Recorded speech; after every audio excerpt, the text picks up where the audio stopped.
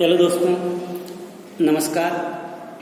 गायत्री विद्या मंदिर उच्च माध्यमिक विद्यालय सांचौर ऑनलाइन क्लासेज में आपका स्वागत है।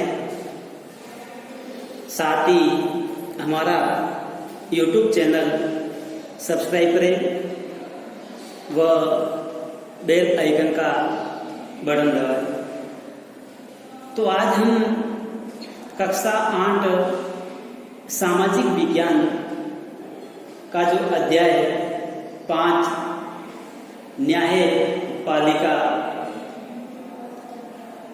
के बारे में समझेंगे। तो देखिए, आपकी घरों में न्यूज़पेपर आते होंगे, पर अखबार पर नजर डालते ही आपको देश भर की अदालतों द्वारा किए जा रहे कार्यों की झलक आपको न्यूज़पेपर में मिलती है। और आप देखते हैं, अदालत फैसले सुनाती है, लेकिन क्या आप बता सकते हैं कि हमें इन अदालतों की जरूरत क्यों पड़ती है? जैसा कि आप अध्याय 2 में पढ़ चुके थे, हमारे देश में जो कानून का शासन चलता है, इसका मतलब यह है कि सभी लोग कानून की दृष्टि से एक समान होते हैं और समान रूप से ही लोगों पर लागू होते हैं। चाहे भारत का आम नागरिक या राष्ट्रपति क्यों न हो, कानून सब पर समान रूप से लागू होते हैं। वह जब किसी भी कानून का उल्लंघन किया जाता है तो एक निश्चित प्रक्रिया अपनाई जाती है। तो देखिए, संविधान जो हमने पढ़ा था, तो संविधान क्या है? नियमों या कानूनों का संग्रह संविधान कहलाता है। वह लोकतंत्र शासन प्रणाली है, वो संविधानवाद में विश्वास करती है। अर्थात संविधान में जो नियम होते हैं, कानून होते हैं, उस कानूनों पर आधारित शासन व्यवस्था है।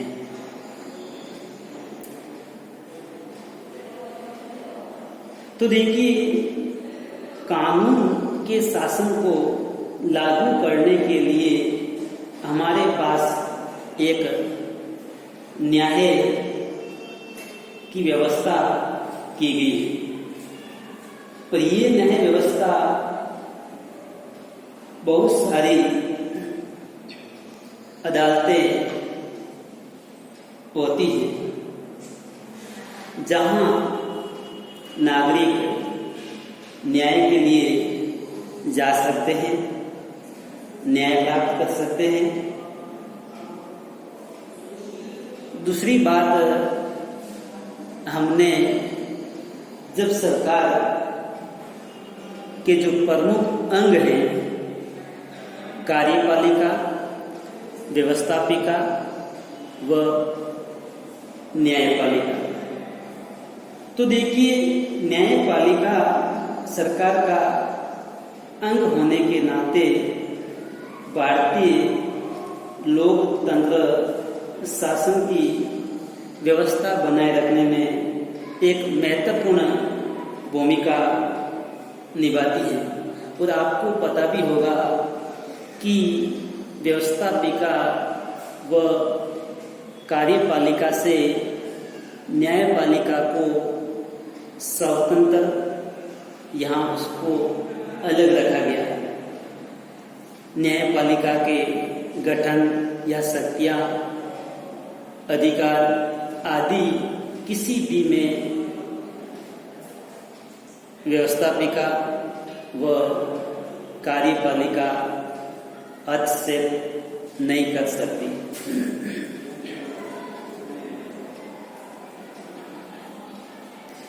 ये इस भूमिका को केवल इसीलिए निभा पाती हैं क्योंकि यह एक स्वतंत्र है।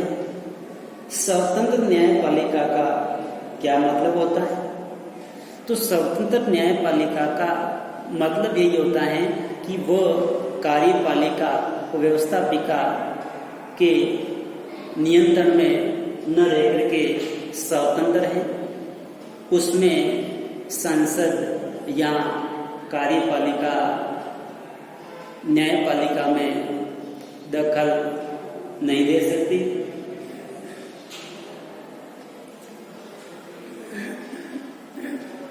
क्या आपके आसपास की जो अदालत व नई दिल्ली में स्थित सर्वोच्च न्यायालय के बीच कोई संबंध है? हाँ, बिल्कुल ही संबंध है। एक कड़ी के रूप में काम करते हैं। सबसे जो निचली अदालत है उसे अधीनस्थ न्यायालय कहते हैं। अधीनस्थ न्यायालय के ठीक ऊपर उच्च न्यायालय और उच्च न्यायालय के ऊपर सर्वोच्च न्यायालय है। इस अध्याय में हम आपको इन सारे सवालों का जवाब है वो मिलेगा। तो देखिए, सबसे पहले हम न्यायपालिका की संरचना या बनावट के बारे में समझते हैं, संक्षिप्त जानकारी प्राप्त करते हैं। तो देखिए, भारत की न्यायपालिका की सर्वोच्च इकाई सर्वोच्च न्यायालय है। उसके बाद उच्च न्यायालय और अंत में अधीनस्थ न्यायालय।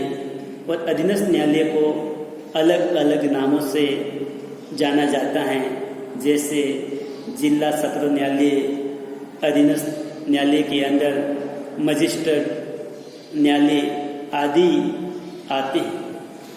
तो देखिए, सर्वोच्च न्यायालय की भारत में स्थापना कब की गई?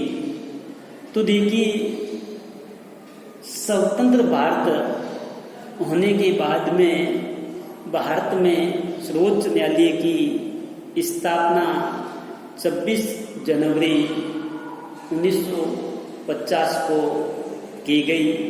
इसकी प्रथम बैठक 28 जनवरी 1950 को की। इसका मुख्यालय नई दिल्ली में स्थित है। वर्तमान सर्वोच्च न्यायालय के मुख्य न्यायाधीशों की जो संख्या है वो एक मुख्य न्यायाधीश व 33 अन्य न्यायाधीश, तो कुल मिलाकर मुख्य न्यायाधीश सहित न्यायाधीशों की संख्या 34 है। सर्वोच्च न्यायालय के जो वर्तमान मुख्य न्यायाधीश शरद अरविंद बोबड़े हैं। इसके अलावा उच्च न्यायालयों की स्थापना के बारे में बात करते हैं तो सर्वप्रथम 1962 में कलकत्ता मुंबई मद्रास में स्थापना की गई। 1967 ईस्वी में नई दिल्ली में उच्च न्यायालय की स्थापना की गई। इस प्रकार उच्चतम न्यायालयों की जो संख्या है, उन संख्या का जो निर्धारण है वो समय समय पर संसद है तय करती है। तो देखिए, वर्तमान भारत में उच्च न्यायालयों की संख्या 25 है। तो देखिए, उच्च न्यायालयों के बारे में हम बात करते हैं तो प्रत्येक राज्य में एक उच्च न्यायालय होगा, लेकिन उसमें प्रावधान ये भी है कि 2 या 2 से अधिक राज्यों के लिए एक न्यायालय हो सकता है, अनुच्छेद 214 के अनुसार। तो देखिए, जो न्यायालय के मामले में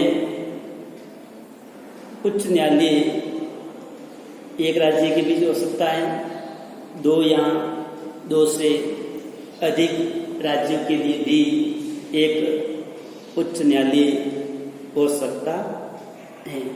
ये व्यवस्था की गई। तो देखिए, न्यायालयों के जो मुख्य न्यायाधीशों की नियुक्ति है वो कॉलेजियम सिस्टम से होती है। जैसे कि जो सेवानिवृत्त होने वाला मुख्य न्यायाधीश व 4 अन्य न्यायाधीश मिलकर के नामों की सिफारिश राष्ट्रपति के पास भेजते हैं।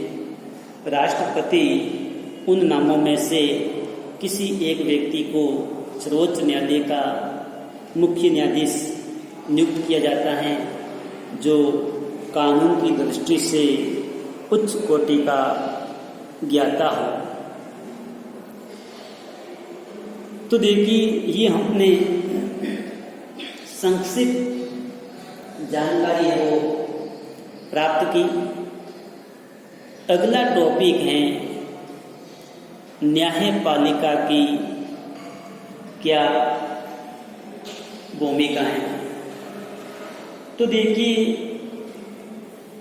अदालतें बहुत सारे मुद्दों पर फैसले सुनाती हैं और अदालत ही तय कर सकती है कि शिक्षकों को विद्यार्थियों की पिटाई नहीं करनी चाहिए।